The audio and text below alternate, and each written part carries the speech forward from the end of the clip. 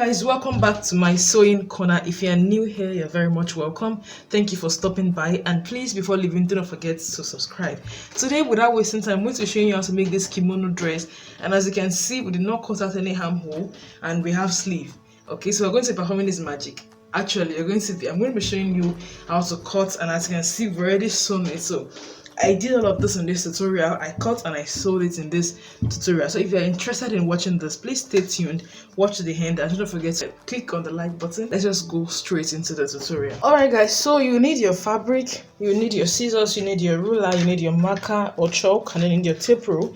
I folded this my fabric using the widest part of my measurement of my body measurement plus the allowance I want to give it. You know, it's a kimono dress, okay? For this kimono dress, you're not going to be cutting out the sleeve, so you can give the allowance you want for your sleeve. So here I'm going to show you. I have about 17 quarter here. Can you see from that angle, from that point to this point, I have about 17 quarter, okay? And the widest part of my body measurement is just 13, which is actually 52. Okay, so divided by 4, because I have my fabric here in 4 layers, okay? So I'm cutting front and back together. You can see I have about 4 quarter extra allowance for the kimono sleeve. As you can see, this is the allowance I already gave it, okay? So don't forget that your allowance will start from immediately after your shoulder measurement, because my shoulder is 8 inches, okay? So for the sleeve, the allowance will start from that measurement. We're not going to be cutting out shoulder, we're not going to be cutting out the armhole for this one, okay? First thing, you take the length for your gown, okay? And I already have what I want for my measurement here. So I'm just going to mark ½ inch at the top there for my shoulder joining, okay? So I'll just mark ½ inch here to join my shoulder, the front and back bodies together, okay? Okay, so now next thing, I'm going to take my neckline, okay? So for this period, I'm going to use 5 inches. And then for the neck depth, okay, so you can separate the front and the back, it depends on how you want it. But I'm just going to go with the same thing. I'm going to mark 3 inches. I don't want it to be too deep, okay? Then you connect it, okay? So, like I said, I'm cutting both front and back together. So that's the neckline I'll be using. Then you come to the extreme end here. Like I said, you're not going to be cutting any armhole. I'll come to this extreme end and I'm going to come down by 1.5 inches. The reason I'm using 1.5 inches for the slope is because we are already attaching the sleeve in a kimono dress. And if it's just a basic bodice, you just take 1 inch for the shoulder slope. But I'm going to be taking 1.5 because it's actually, you've already attached your sleeve to it. So I'll come down at this 1/2 inch shoulder joint allowance, and I'll mark the 1.5. Then I'll connect the 1.5 to my neck line, okay? So then I'll mark the ½ inch shoulder joining, okay? So that's it for the shoulder line. Then from this tip, I'm going to take my vertical measurements, okay? I'm going to take we're going to need our armhole because it's going to stand as the chest line, okay? I'm going to need my armhole length or depth, and for me it's 10 inches, okay? Then I'll mark my bust point. I actually need the half length. Then I need the bust point and the half length. That's 12 inches. And then I'm going to be using the underbust of my own half length. So because I'm a plus size person, so if you are a plus size person, please go with your underbust for the reference, okay? So and that's 17 inches. So you can choose to draw horizontal lines.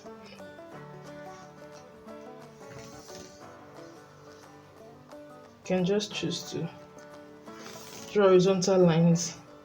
It's optional. You know, I'm drafting directly on the fabric. So you can choose to take your hips measurements if you want it to be fitted, okay? But for me, I'm just going to follow the allowance. I actually want it to be very free, okay? But if you want to shape that, so you take from your shoulder line here, you take your shoulder to hips measurements, okay, the length, and then you take your hip circumference there so that you can shape it, and then you had the allowance, okay. But for me, I'm not doing that.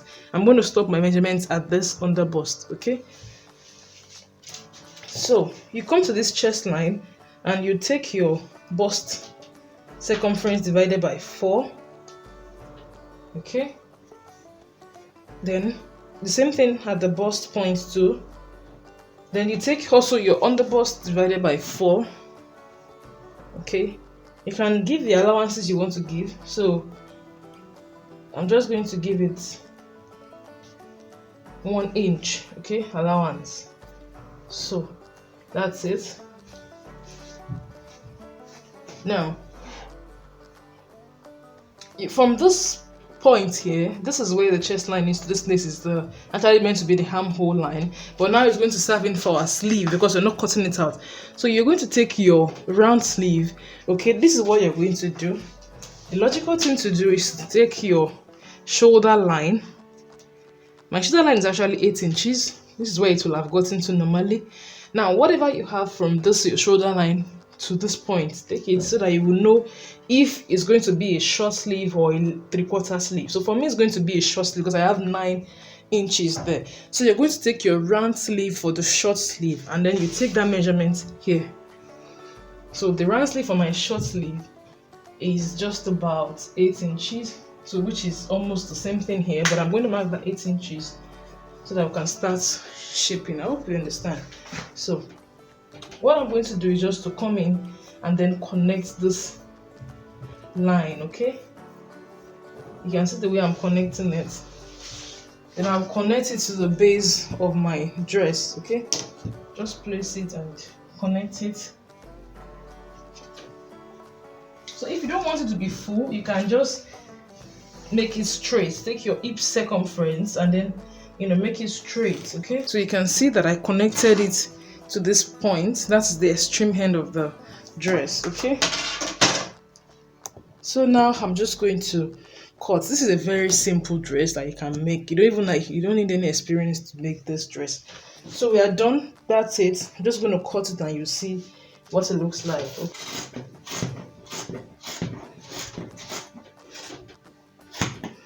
Also, if you're using a non-stretchy material or you want to insert your zip, you're going to separate the back, the front and the back bodies, okay, so that you can give your zip allowance.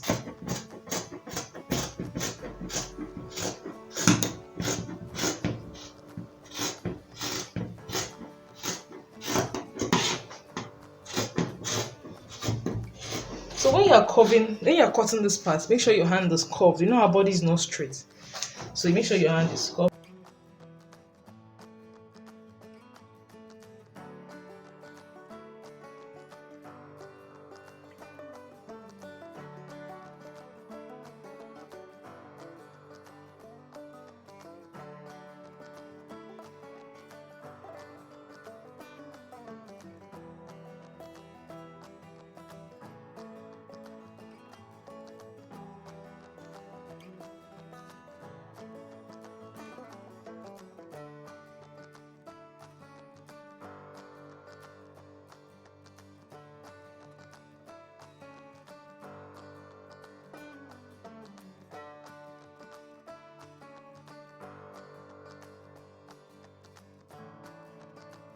Guys, now that we are done cutting, we're going to sew it. As you can see, I've turned the dress, the fabric, to the right side.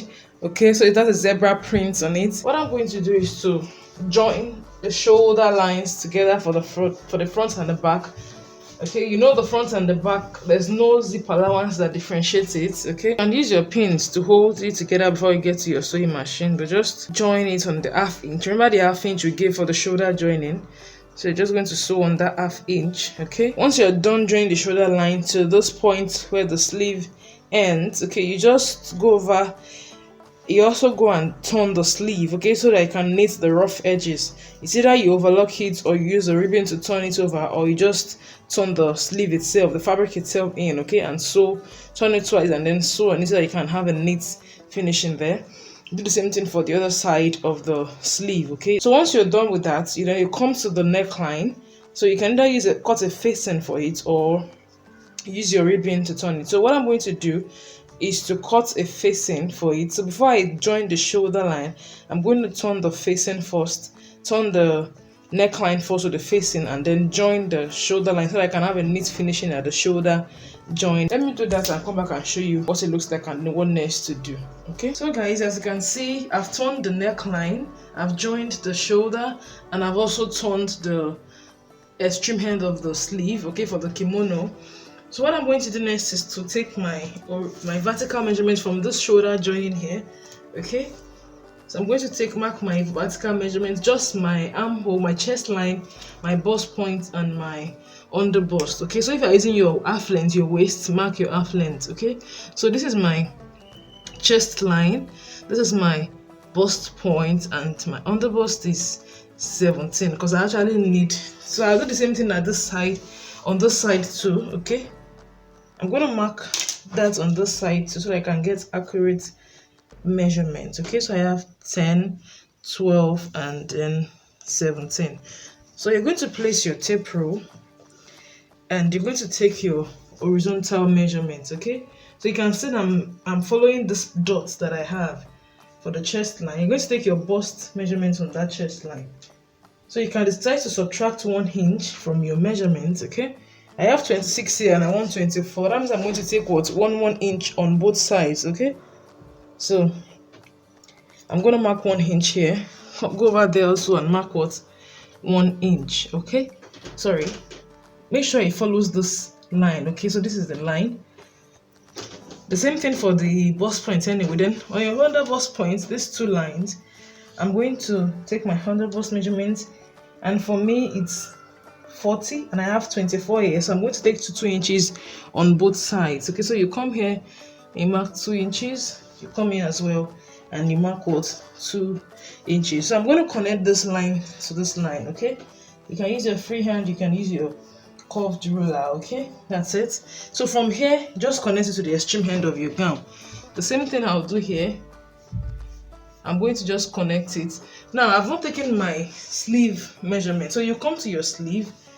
Okay, you come here now and you take your round sleeve. So my round sleeve is actually 7 inches. Okay, so from the joining you mark it.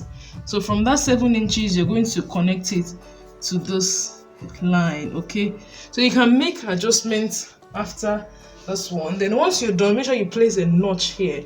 Okay, make sure you cut it through so that it can lay properly. Okay, so from this point I'm just going to connect it to the extreme end of my end of my gown. Okay, so I'm just going to use this ruler to connect it. Okay, so that's it. So if you use your half length for your reference point, please take your half length and also do like so. So right now just go back to the sewing machine and I'm going to sew on this line, and that is it. Then you finish the hemline. Okay, so that you turn it in, or you turn the fabric in, or use a ribbon to turn it. Okay, so that's it. Then just go back to the sewing machine to sew it and I'll come back and show you what it looks like. Okay, all right guys, as you can see our dress is ready, but you can see that there's difference between this side and this side. This side is squeezed compared to this one that is well laid. Okay, so what you're going to do before you turn it out, make sure you notch. So I'm going to turn it back to the wrong side. I need this side since I already adjusted this side. So you're going to open it up. Okay, and you're going to notch this part where your chest line is and your either half length or your under bust. Okay, just please slide, don't cut it too, don't make it too deep. Okay, and then around this place, you know, the reason is because you already had you didn't cut out a separate sleeve for it, so there's going to be, is it friction, whatever you can call it, so it's going to be affecting it there. So let me turn it, this is the side, let me turn it out for you to see now so that you see that it's going to lay properly. Okay, without stress. Can you see? So let me just adjust it. The squeeze will reduce. Can you see how it's well laid? Okay, so that's it. Can you see how the side is neat? And this is the other side as well. Okay, so this is the other side too. Okay, you can see that we have both sides neat. Okay, no squeeze, no squeezing, nothing. You can see.